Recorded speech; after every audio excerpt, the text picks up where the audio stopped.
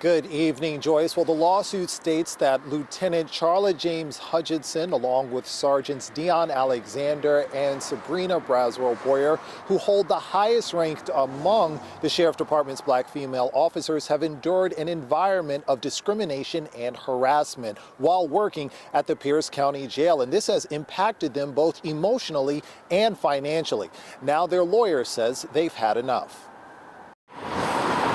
Pierce County is facing another lawsuit over discrimination. This time, the lawsuit was filed by the 3 top black female officers who work in the Pierce County Jail. The lawsuit states that the Pierce County Sheriff's Department have both participated in and ignored racial harassment and discrimination, as well as gender-based discrimination, and allowed the culture of animosity towards African Americans and women to grow and fester.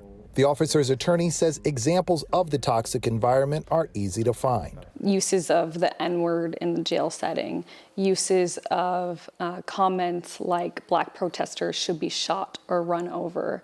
And it's really the top-down culture that's being perpetuated and allowed to perpetuate within the Pierce County Sheriff's Department. According to statistics from Pierce County, only 12 black women work for the Sheriff's Department, which has a workforce of 689. Driscoll says this lawsuit wasn't the first option, and the officers attempted to notify their superiors of what was happening. But their complaints were ignored, and they say it wasn't just happening to these 3 officers. When an African-American employee files a complaint, it might sit there for a year before it's even addressed or investigated. When a Caucasian employee files a complaint, it's addressed immediately. So what do the officers want to see happen now? Driscoll says nothing more than what the county is already capable of. They want this environment to end, and there's ways that the county can end the discrimination that they haven't done. They can do additional training, they can have more supervision, they can investigate these complaints rather than sweeping them under the rug. There's a lot of things that the county can and should do, and at the end of the day, it's their job.